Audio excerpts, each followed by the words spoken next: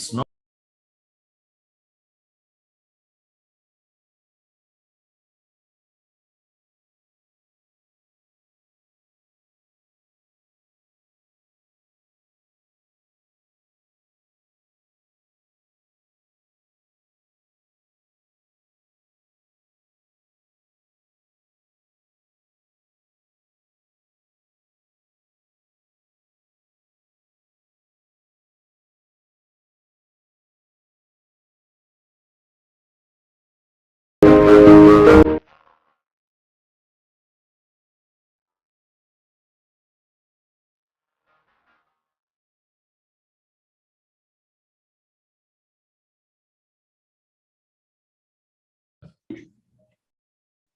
Okay, so I've started it.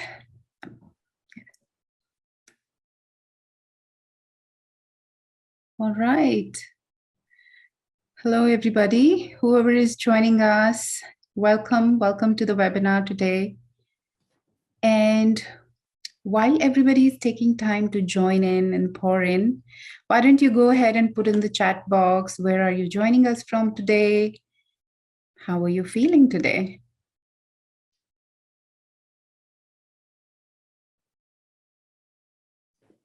And while you write in the chat box, please write it to everyone so that everybody can see. I see some of our old faces, or names, sorry. Hi, Naomi from Mumbai, Sanjay from Canada. Sriram from Santa Cruz, welcome. Harish, thank you so much. Henef, welcome back from Germany. Hi, Jayant. Great. Giridhar, wonderful.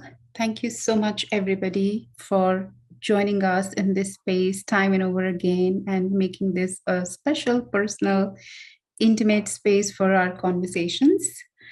Hello, Gunadid from Switzerland. I hope I said your name correct.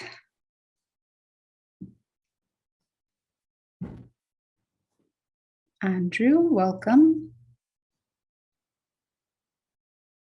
Okay. So while we are welcoming the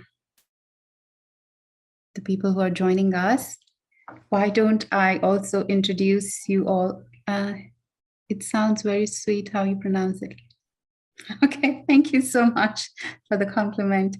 Okay, so I would like to introduce you to Mr. Dubey, who is very graciously joining us today for a very personal, intimate chat around kindness.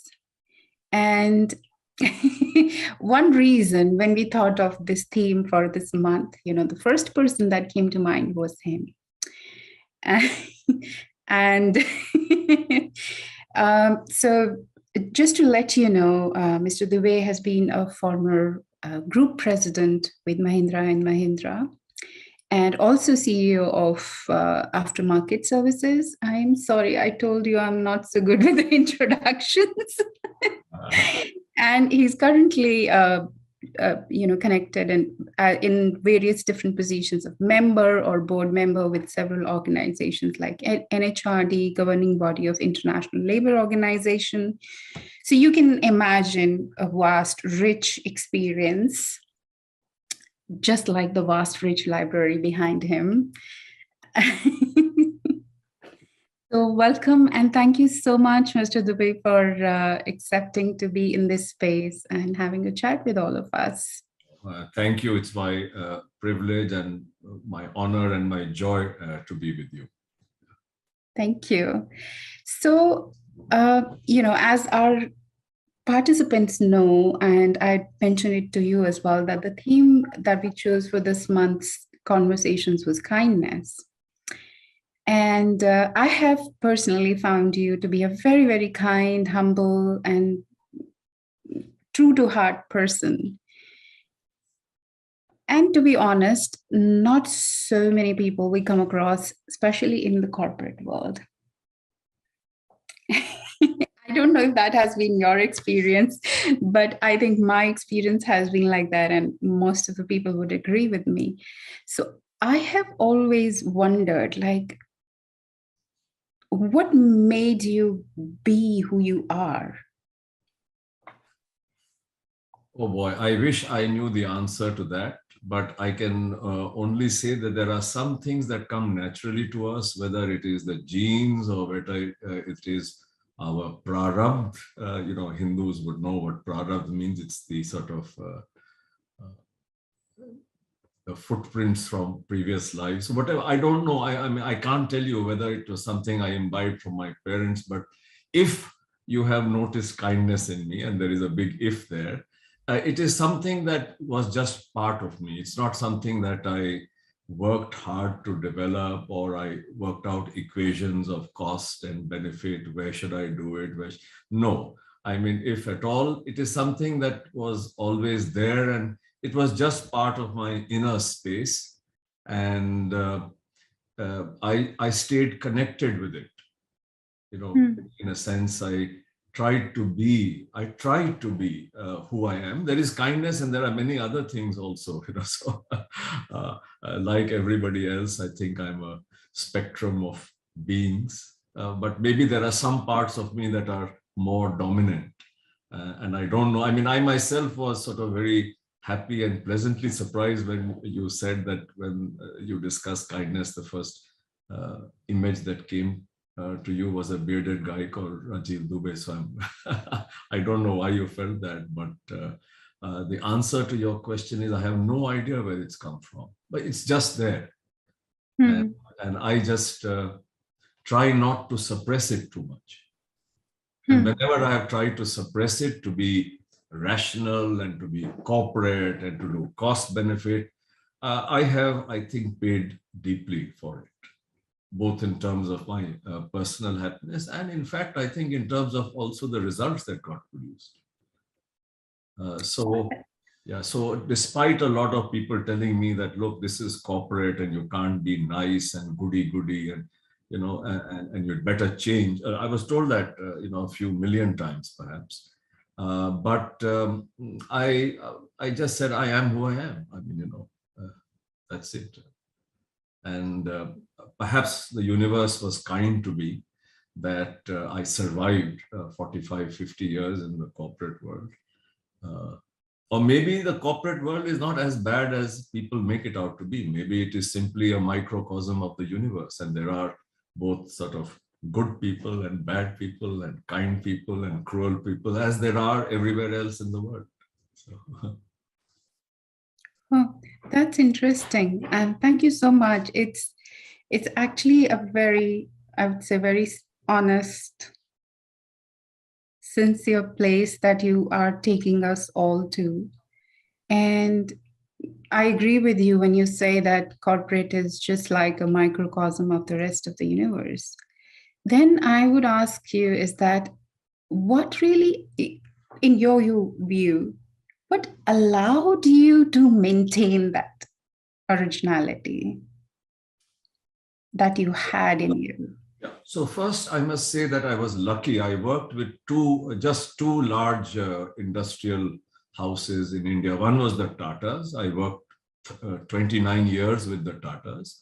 And then, another 18 years with the Mahindras, and I'm still connected with them. It's, I'm on some boards, I chair a few companies. So perhaps the ethos and the soul of these two groups was made up of truth and compassion and service. And so there was an overall ethos, not that everybody was brimming over with truth and compassion and service, but this was the ethos in both the groups. So I think that helped. Then I was lucky that mostly, but not always, I got to deal with people who allowed me, to be who I was, with my moments of kindness and with my other warts and not so kind also, perhaps, I'm sure, maybe, I don't know. But I can only say that maybe I was lucky. I don't know. I mean, I by the way, I did have several encounters with people who did not take too kindly to what you're referring to as kindness. They thought I was namby-pamby and I needed to be much harsher and much tougher and get into the hire and fire mode and criticize people and stuff like that. But, that was not who I was. I mean, it was very difficult for me to change. And I believe that there is not one way of doing something. There is a saying in the Upanishads, one truth and a million paths to it. And ultimately, I believe that I had to follow my own star. I had to stay connected to myself. And then if I got the results that my organization expected of me, good. If I didn't, then, they were free to do what they wanted with me. Right. And then I would have to sort of stand up and be counted for who I was. And that's all I did. I just followed my instinct. And my instinct was to trust people. My instinct was to speak the truth. My instinct was to allow myself, my natural tendency to put myself into the shoes of the other person. And my instinct was to be of service. It gave me great joy if I could drive positive change. Now, there were moments when I tried to suppress all this and to act rationally and to do cost benefit and bottom line and all the other horrible things that people do to make excuses for behaving badly. But it just didn't work for me. So finally, I said, I'll just be myself. And as I said, I was lucky. I got two organizations and I got good bosses. I got good people, mostly who are my peers and stuff like that. So that's the truth. Thank you. So if I take you for a moment to those spaces where you say that I tried to be rational, logical, do cost benefit analysis, and it didn't work for me, what really took you to that space? And yeah, it was, I think, the short-term pressure. So let me give you an example. In the year 2000, I was at that time the CEO of a company which was making foundry-grade iron. So it was in the steel industry. And then one day I got a call from the head office of the group that I worked with, which was the Tatas. And they said, we want to interview you along with others for a job. And, lo and behold, by the grace of the universe, I got selected and I was made the CEO of this company, a large agrochemicals company, which was in a very, very bad shape. And I was given a list of things by the board. Here is 23 people you have to ask them to go, which included many executive vice presidents and directors and all that. Here are the factories you have to close down. Here is the business that you must cut. Here are the number of people which we feel you should ask to leave. So all that list was given to me. Now, I must confess that because I was thrown into the fire, in the beginning, I took these things seriously, but it was very painful for me. It really bothered me. Am I doing the right thing? Is this the only way? I mean, if they want the company to be turned around, surely there are many other ways to do it. See, so finally I said, I'll just do it my way. And if the board or whoever wants to sort of come in and pull me up or whatever for not doing it their way, then let them do it. I mean, there are sort of many ways to make a living in this world, and I was prepared for that. And so I just did that. Right now, was I successful? In some cases, I was, depending on how you define successful. In some cases, it was a complete failure. Right.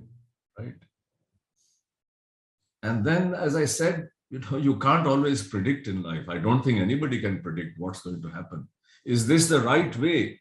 I think it's the right way, but I will only know when the results come. Was it right or was it wrong? And then what is right and what is wrong?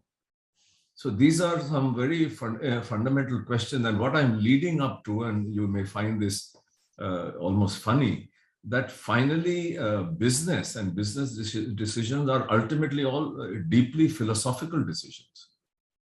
And any leader, I think, has ultimately to be a very sound philosopher, to be able to take decisions that are transformational, decisions that are significant, they have to be deeply thought through, and they are ultimately all philosophical.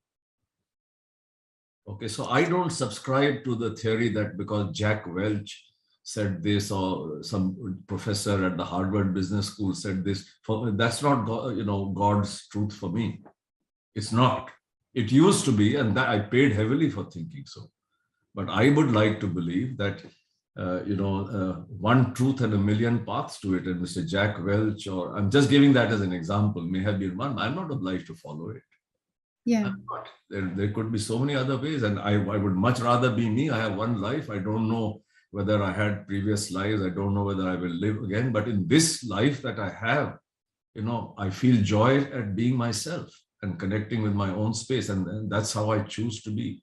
I know maybe I'm dramatizing it. Maybe I'm much more of a coward and I don't actually do all these things. It's possible, but I'm telling you what I'm feeling right now. I told you, Kumar, I don't want to prepare for this at all. I'll just say what comes in my mind.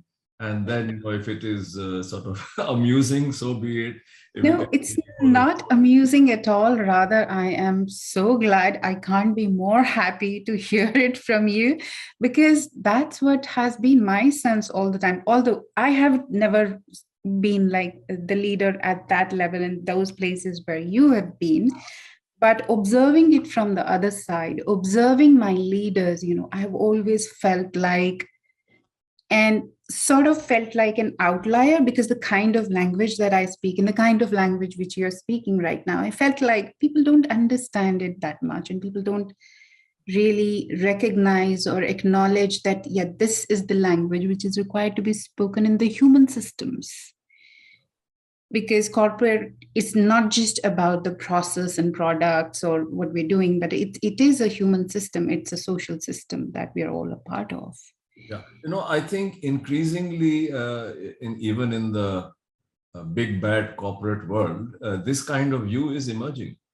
And I think there's a revolution that has taken place in the last maybe 15, 20 years, which actually, if you want to put it into one nutshell, says that you can do good business and be a good person and a good corporate citizen. In fact, now I think what the belief is, or maybe that's my wishful thinking, that it's not just a good thing to be a good human being, but it's an absolute business necessity. Given, and I can give you a whole theory on this because I think so much about this. But I do believe that in the new normal, given the interconnectedness of things, it is a business imperative to be sensitive to the needs of others. So compassion or truth or trust, these are hardcore business imperatives.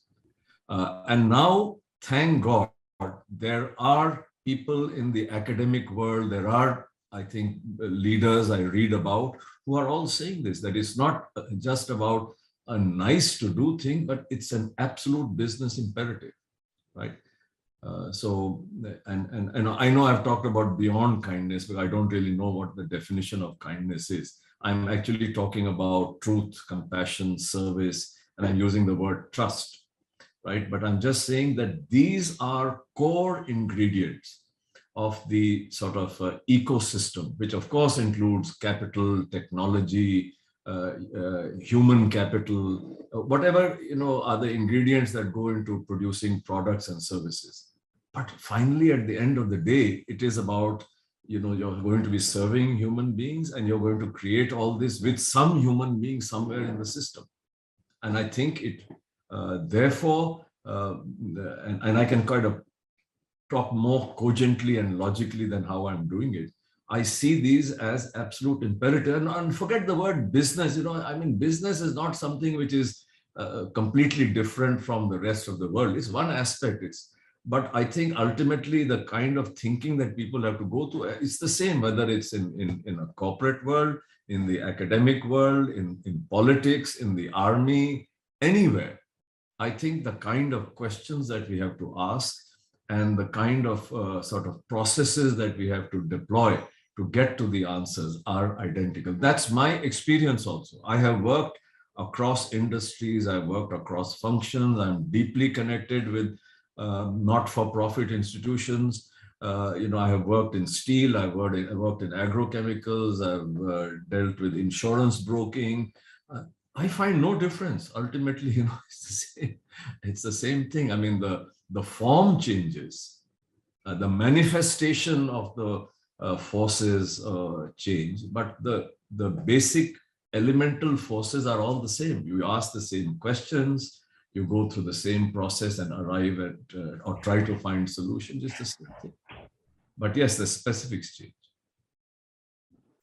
I don't know Wonderful. where I've taken you very far away from kindness. No, not at all. We are so much in line, and our audience is also sort of resonating with you. Gundid is saying mobilizing our authentic self also unfolds our kindness and triggers kindness in others. That requires learning about our false self too, and agree there are organizations where people come from the kind side. That does not mean that there is no misunderstanding or conflict, but is the way to handle those on the base of mutual benefit. Thanks. So there a lot of appreciation. They're resonating for what you're saying. And Manmeet is saying that it is assuring to see someone so attuned to his own space. And I think when we speak about, a lot of leadership development today, a lot of work is happening in those spaces. I think what you have touched upon is the core of it, that more than anything else, we do need leaders to be attuned to their own inner self, their own awareness. Yeah, because ultimately that's what decides what kind of decisions they take. So that's the logic.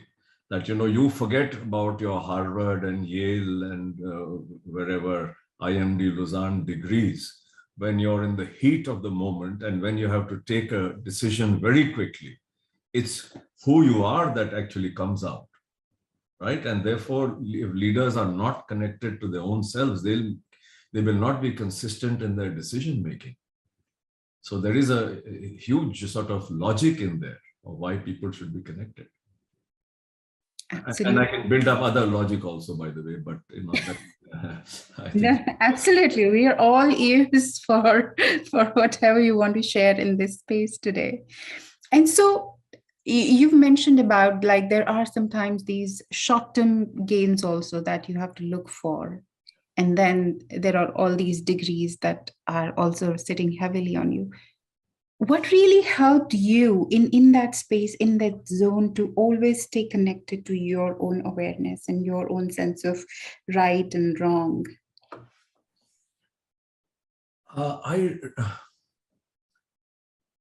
In a sense, I followed my instinct. Mm-hmm. And I was lucky to have a few people around me who encouraged me to do that. And who kept on telling me that, do it your own way. You don't have to imitate others, or you don't have to go around finding the benchmark. How was it done here and how was it done there? Use your own mind, use your own heart, use your own soul, and do it your way. Okay. And as I said, then I must also say I was lucky if I survived for so long. I could have been axed, I could have been thrown out, I could have been, and I was several times. It's not that it was always a smooth sailing. But I would just say that I followed my instincts. Ultimately, I think that's it. And the universe was mostly kind to me. And I'm grateful for that. And I take no credit whatsoever, because I know that there are millions of people who are much smarter than I am, who know much more than me, who deserve much more than me, and who don't get it. So the fact, if I got something, I just have to be terribly grateful for it, and sort of look at it and not identify myself with what results were produced, but identify myself with what did I think and what did I do. Wonderful. And how did I do it? So I think that's the other thing. And that's partly an answer to how do you reconcile short-term imperatives and, and the way you do. So it's about why, it's about what, but it's equally about how do I do things. And that often makes a huge difference, especially with respect to kindness. Hmm. Kindness is, of course, what you do, surely, but oftentimes what you do can also be very unkind depending on how you do it. So it's a combination of the why, what, and the how that really sort of, I think, manifests itself in what is called kindness or lack of it. Wonderful. Yes. So the focusing on not just what you're doing, but how and in what ways you're doing it. Like earlier you said that one truth can have like thousands of ways to convey it and do it. Yeah. And I also want to acknowledge this, what you've spoken about your own personal ecosystem, the system that sort of enabled you and supported you, the people around you who helped you stay centered and grounded in your own truth and listening to your instincts. Because sometimes, a lot of people don't get that kind of a system or don't have that ecosystem around them.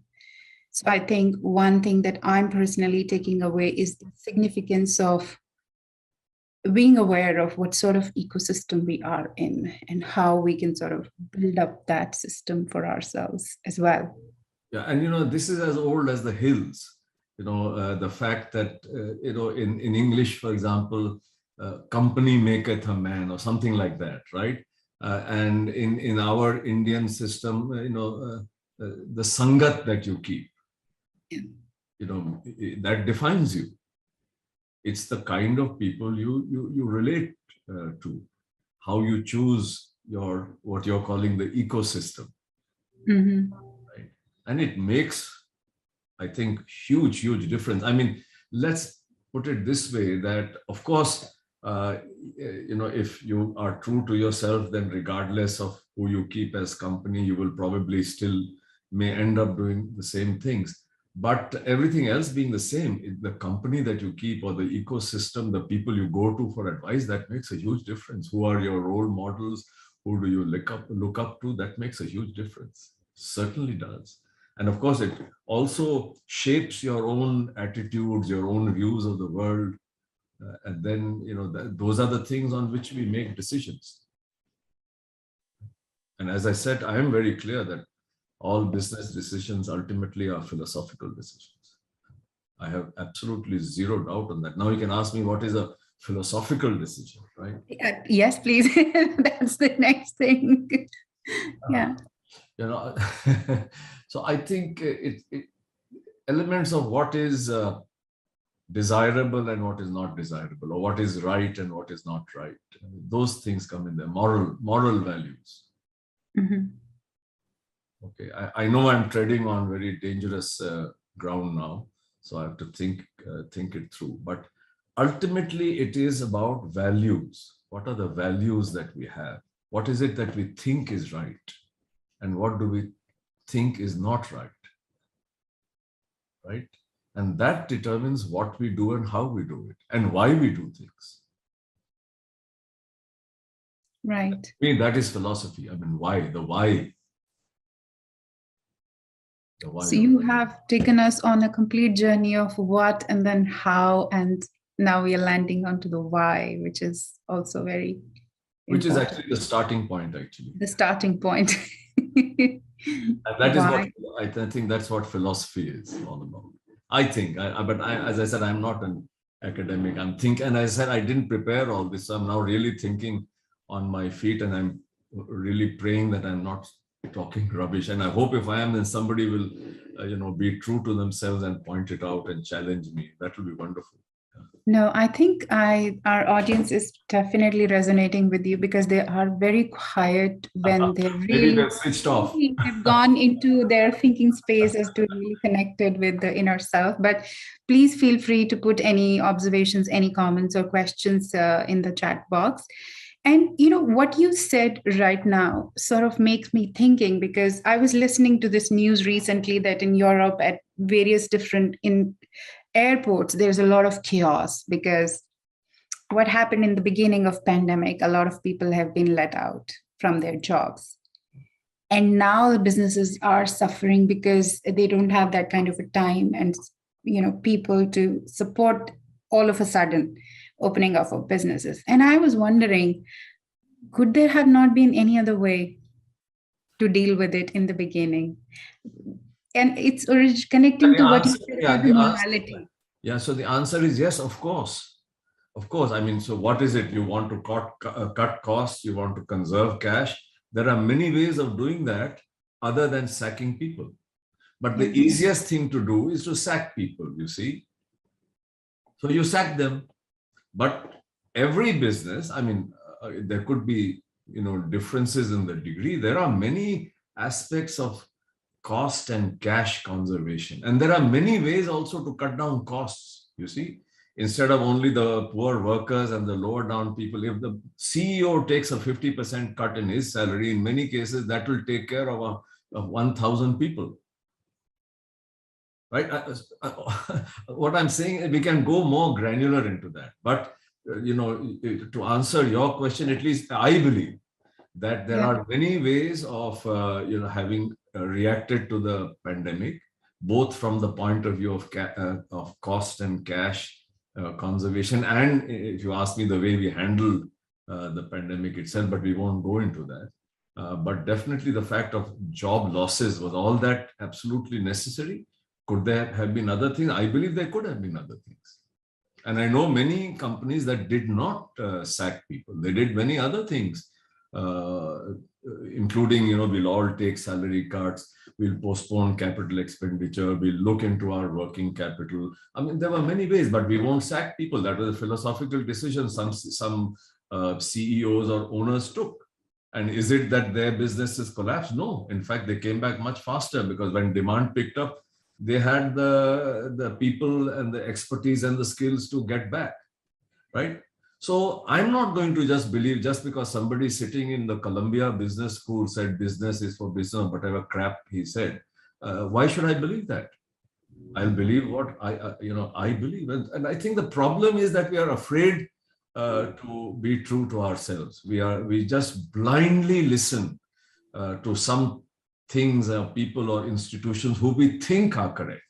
And they need not always be correct, because if you go into what they're saying, ultimately it's based on one or two postulates, and those postulates are open to question. A whole edifice of reasoning is made, and it is made on, as anybody who has studied logic would tell you, on certain postulates or hypotheses. And those hypotheses and postulates are points of view which you need not agree with. And if you don't agree with those postulates, then the rest of the logic and the results that you arrive at are not true for you, because you don't agree and you have not accepted the original hypothesis or the postulate. And I think that's what's happening. People are blindly agreeing and blindly following that this is the right way to do it, and we are not questioning it, or that this is the right thing to do. But I think there are many right things to do. There's no one answer, that's for sure. And Manoj is writing, being holistic and staying calm while facing challenging situations when dealing with people's life in your decision making needs courage and self-confidence. Yes, absolutely agree. Okay, so there's quite a lot. So now what I want to ask you is, like, now you are out of that corporate suit. Not totally, Not totally, but still. I'm still the chairman of 3 companies, but it's non-executive. So you can say I'm out of the C-suite. Yeah. Yeah. And you're a coach. Huh? And you're a coach as well. So where do you see this going in future? Like your idea and your rich experience of treating business decisions, not just as business decisions, but as philosophical decisions and the morals and ethics.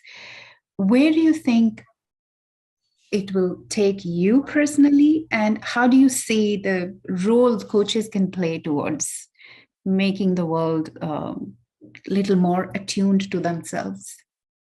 Okay. So with your permission and with sort of humility, I'd like to say that no, these are business decisions. But what I actually meant was that business decisions ultimately are philosophical decisions. You can't sort Yep. of say, oh, this is business, and then on another shelf or on another railway track there is values and morals and philosophy. I'm saying that the two are like To this, have synergy. Yeah.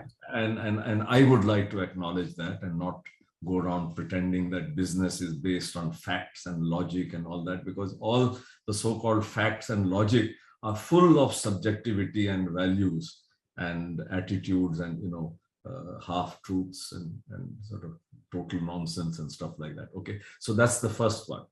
Where do I see myself going? I haven't a clue. I haven't a clue.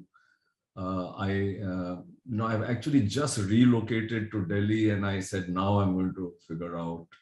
Uh, so yes, I am a coach in the sense that I have a coaching certificate, something called the PCC. Uh,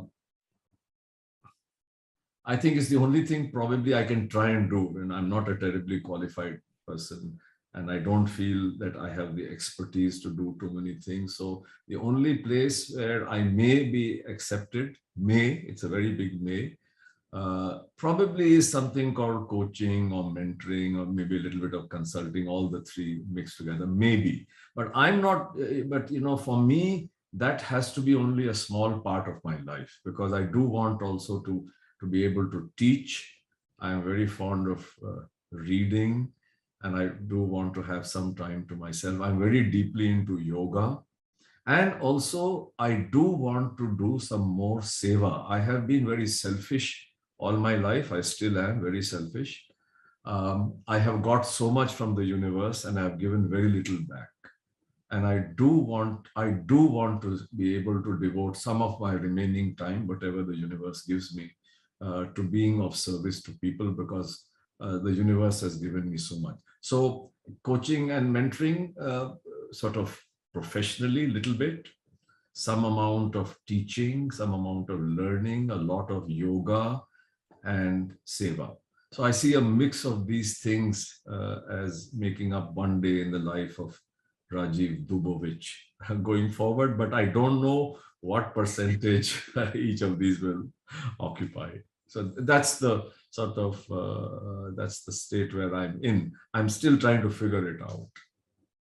That's good. I think that's a good state. And I don't know what makes you say that, I've been selfish. And in what ways do you think you've been selfish? Because I think it's worked not just for you, but for a lot of people in many, many positive ways. Yeah, but I've always thought of myself first. I have to be truthful. Yeah. But isn't That's, that how we should be doing?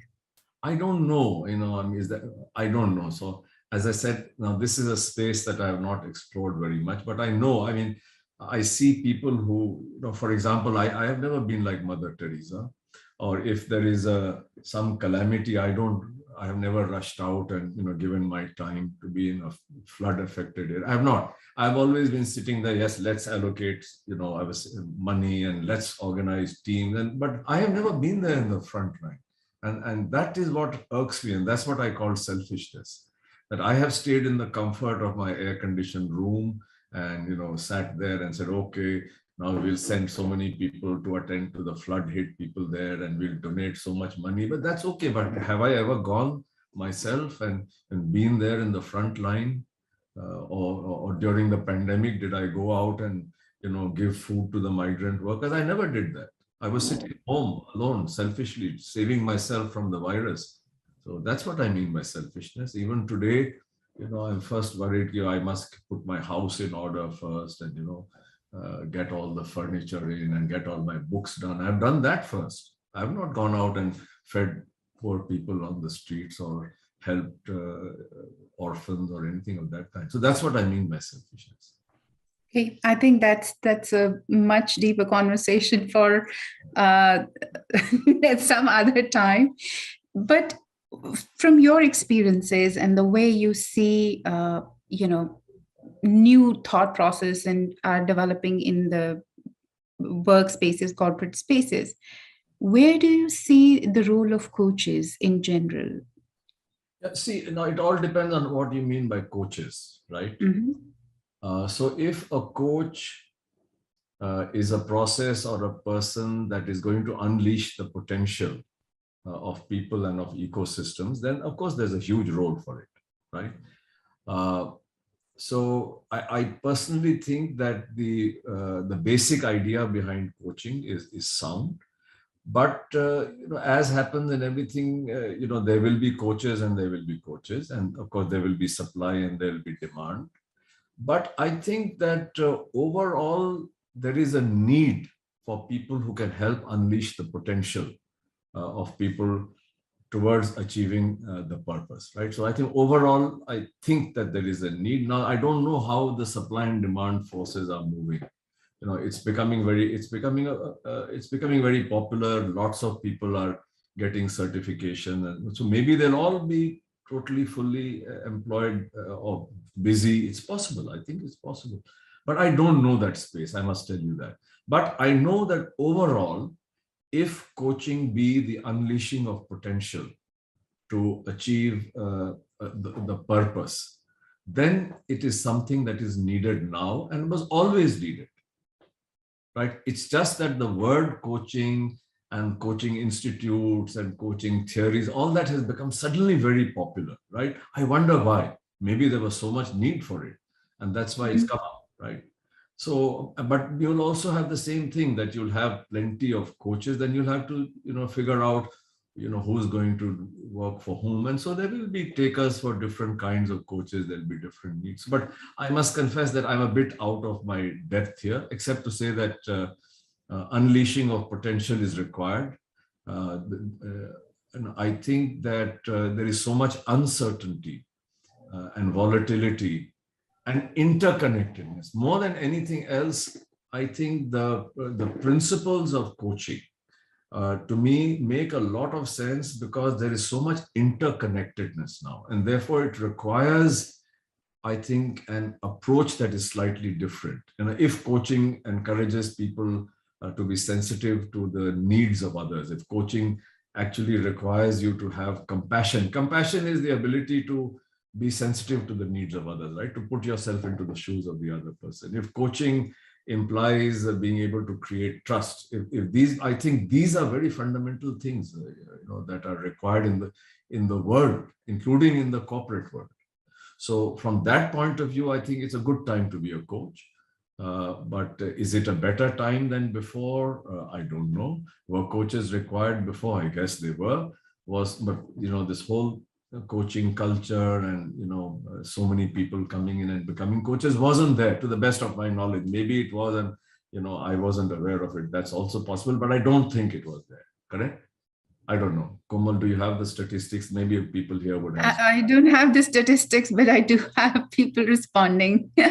So Kathy is saying that I fully agree with your reflections about coaching. And Manoj is saying coaching community is growing to help and support each other to grow individually as a person and support others to redefine their own purpose in life, build agility within the current VUCA environment. So I think, and I think what you have embodied all through your career of being a very centered, grounded, and operating from the source of self.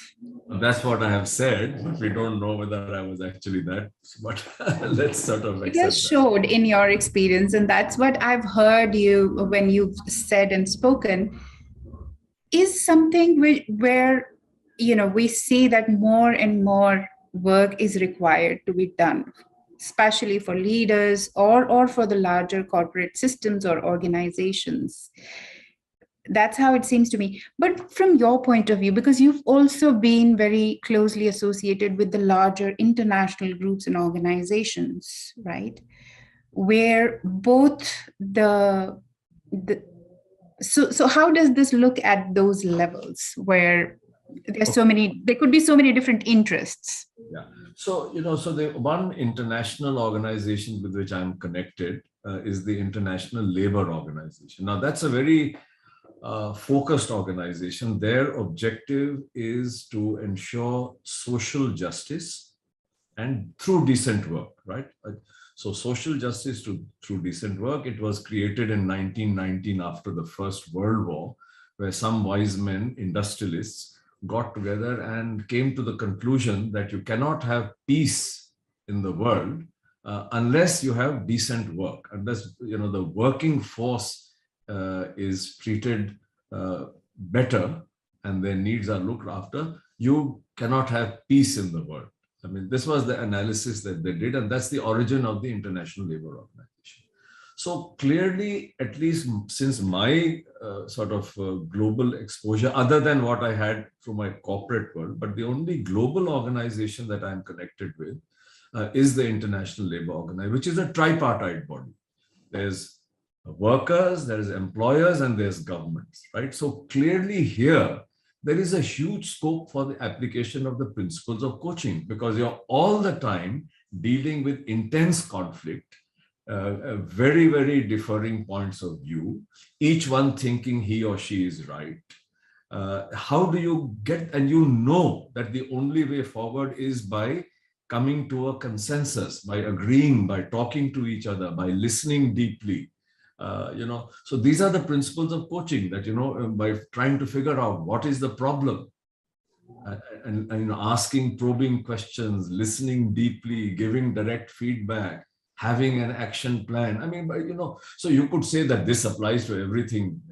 It's not only coaching, but these are fundamental principles of coaching, and they apply hugely in the International Labour Organization because of the nature of its constituents and its stakeholders, right? So now, and then the ILO is part of the United Nations system, right? Now there are many people who would like to believe that multilateral organizations don't have a role, that is all now bilateral and trilateral. So I'm not going into that. But we can see that there is a lot of problems that humanity has to face. The big one is climate change, right? And what climate change will do to the world of work, right? And that requires cooperation. Here, you cannot have winners and losers. We will all lose together, or we will all win together, right? And that, I think, is what coaching is all about, right? That we need to win together. Okay. Absolutely. So from that point of view, I think that the global organization that I am connected with as a member of its governing body, the principles of coaching apply deeply out there. And my sense is that they apply everywhere, right? But you have to, I think, not get too mechanistic about it. That's my worry about coaching, that coaching is becoming very mechanistic. Here are the 83 questions you have to ask. You have to say, you have to, I can't say this, I can't say that. So the whole thing is so artificial. I observe a lot of coaches, and some of them try to coach me, and I'm saying, this is shit, man. This is not natural. Come on, get out of those that I was taught to say and can't do this. But it must flow, right? So you have to get beyond the. I'm sorry. I'm sorry if I'm offending somebody, but that's what I feel. That you have to flow. You have to be genuine and not be boxed in and not get mechanistic.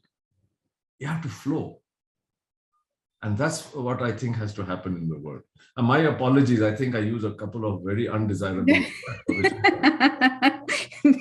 That's perfectly all right. And that made a lot of people say, yes, it's true. So again, a lot of people are resonating with you. And I also resonate quite a lot with when you say that, because I don't think any professional qualification is for individuals to adapt to that qualification, but to make it their own, like, how you can take that and embody it without losing your own self in it. Yeah, and not to use too much jargon, that at least I find it very artificial. Too much jargon of anything. I mean, but maybe that's my ego. I think that's my ego. I have to admit that. No, I think jargons limit our understanding or our flow of conversation and communication. No, I think so jargon also have a lot of value, but I guess it's how you use it, right? How you use it. So the minute it starts appearing as if it's put on and it's not authentic, that it's not coming from something that you feel, it's not that where you're doing things because that's the right thing to do and not because you believe that it's the right thing. I don't know whether I'm conveying what I wanted to No, convey. absolutely. And what you're saying is again taking me back to your why, how, and what. Like, okay, so if jargon is there, why is it there? What purpose is it really serving? Is it serving any purpose at all? And then And how is it to be used? Because if you know how, 18 jargons or 18 sort of words, not jargons, you don't have to use all 18 in each sentence. absolutely. I So, guess I made Manoj, my point. yes. So Manoj is saying to me, the basic need for a coach is human connection, people to trust and be a great listener. And Amy is saying the process is never greater than people. It's about the people, and the process is there to support the people. Thank you so much. And this sort of remind me, somewhere in some of your interview, you said that human is not a resource. Yeah, that it's the source. Is that what I said? Yes, that it's the source. Yeah. And that I think is such a simple but very, very deep and very powerful recognition. Yeah, yeah, having said that, I think what I really want to say is that it's not either this or that. It's not that it's only about human beings. No, of course you need to have strategy, structure, processes, metrics. You need that, but you can't ignore the human side. It's like you can't use only the so-called left brain or only the right brain. When you're approaching any situation, you have to use the whole mind. You have to combine the two. And I think in any situation, whether it be business or academics or politics or global or domestic, I think you have to combine.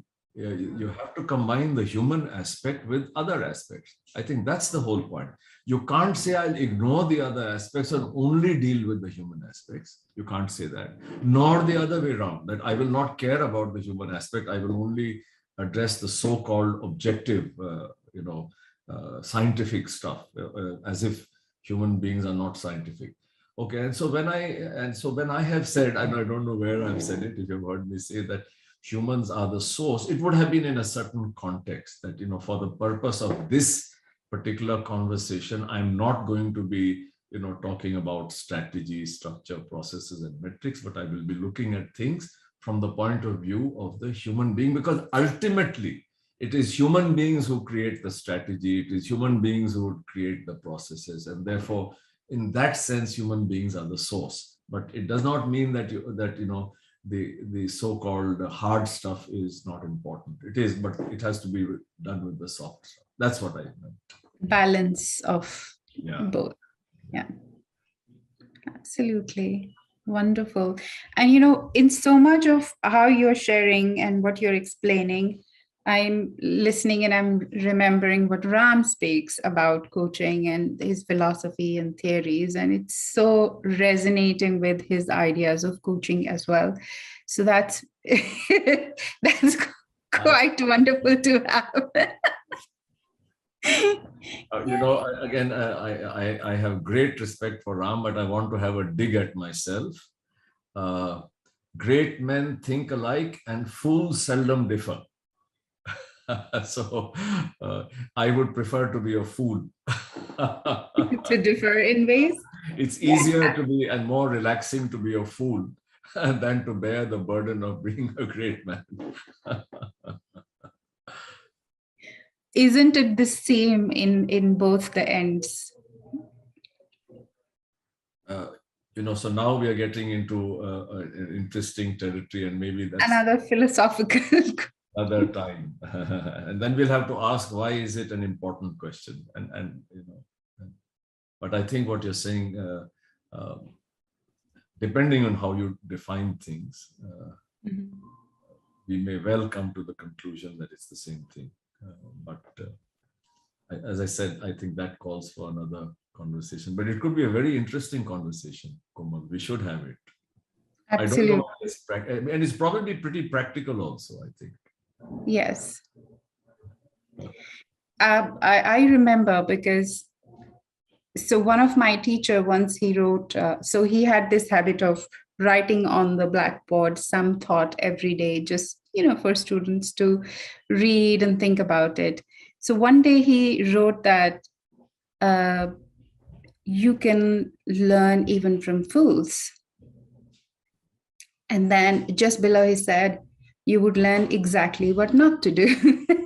I was like, it had a lot of fun, but it made a lot of sense, because half the things we learn in life through their presence, and the other half we learn through their absence. Yeah. So, I would ask that person who wrote on the board, who is a fool? That's another question to ask. Who decides who the fool is and Who the fool is. And I think that also why the fool is a fool. Yes. So I think, but that's a different thing. But ultimately, I think the point is that it's really the context that decides who's a fool and who's not a fool and who's a great man. And the same person in different situations doing the same things can be called great or can be called the biggest fool. So that's what my experience in life is. Nobody is great and nobody is a fool. It's all a question of the context in which you deal with that person. So I have dealt with people who have been great in some situations. These gentlemen do the same thing in another situation and they're total failures and they're called fools. So what are they? Are they great or are they fools? Yeah, so it's the context makes it, because sometimes even the greatest of thinkers who've been so called to be have so much before the time, before the rest of the world was ready for their ideas, were called as fools or subjugated for saying so many other different words. But were they really? Yeah, so it really, it's all there's so many. So maybe we should talk about it some other time. Absolutely. You've opened up Right now, I think what it's leading me into conversation is that I think the time is quite right now for the way you've been in your corporate life, like very centered, grounded, self-aware leader, and to create more of such systems around us. How do you look at that?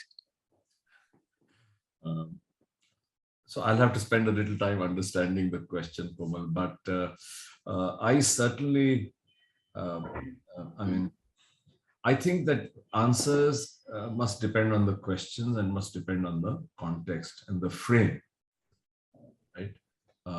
So if there are frames and situations where this applies, being centered, then it's certainly something that we should create more. There are some situations where maybe it is better not to be too centered. I can think theoretically of some things, but generally speaking, if centeredness means not getting carried away by success or not getting too depressed by failure, if centered means that, then it's a good space, generally speaking. Okay, but this is too deep a question that you have posed, Komal. I'll have to unpeel it and then try and see if I can give you a sensible answer. Right now, I'm not capable of that. So therefore, I'm giving you a really stupid answer. I've just given you. No, it's not stupid. I'm not the one who's disagreeing with you. It's the people who are listening to, and they're like, they are benefiting with this conversation and your from the heart, candid sharing. Manmeet is saying that listening to you gives me courage to be myself. I think that's good. Yeah. And thanking for insightful conversation. So we have just coming top of the hour, and I'll leave it up to you. Any final message or anything that you would like us to take away from your experience, from your journey? Yeah. Okay. So let me try and see if I can create two or three things.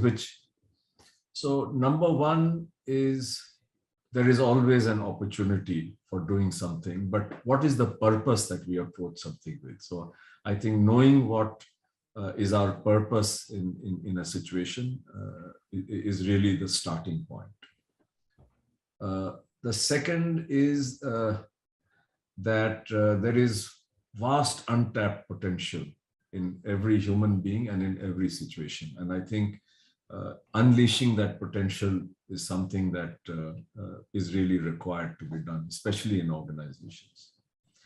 The third is that very often we jump into doing things, right? We jump into the what and the how without spending enough time on asking the why and in asking what the question is, right? So I think we need to spend a fair amount of time in making sure we're getting the right question.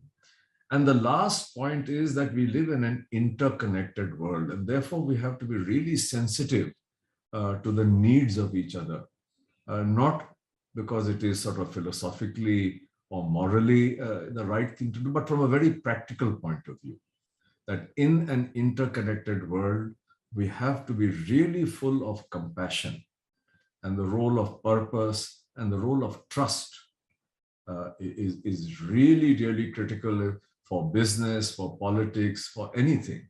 And I think, and this may sound not very right, but I do believe that one set of forces that will drive this point home really strongly is climate change, where there will not be winners and losers. We will either all win or we will all lose. And I dare say that many problems, at both micro and macro level will be of this kind, where it will not be possible to have winners and losers, but we will need to win together or lose together. And if we are aware of that, that should, decide how we behave with each other. So these are some of the things that, and So much. and last point is nobody is greater than anyone else. I think we are all all the same. Absolutely. That is quite beautiful. And thank you so much for your candid sharing, Mr. Dubey. It's been a pleasure to speak to you after 4 years, in person though virtually. And I hope that we talk more and connect more. And yeah. So I want to thank you so much for the questions that you have posed and for providing me the space to talk freely. And that's wonderful. It's not something that happens very often. I have no idea how many people are listening. That's one good thing about these virtual chats. You don't know how many people there are, right? Because sometimes you may tend to get unnerved if there are too many people or if there's nobody there. Right now, I don't know it. Maybe there's just, I know that there are a few people because there are some comments, I'm not reading them. But I was made very comfortable by you and by your questions. So I want to thank you very much for that. It's been wonderful for me. And if I have upset anybody with some choice of words or comments, then I seek your forgiveness for that. Thank you so much. And thank you everybody for holding the space for both of us to have this conversation. And we'll see you next week. Thank you so much, Mr. Dubey. Bye. Bye. Bye, everybody. Good night. Good day to you all.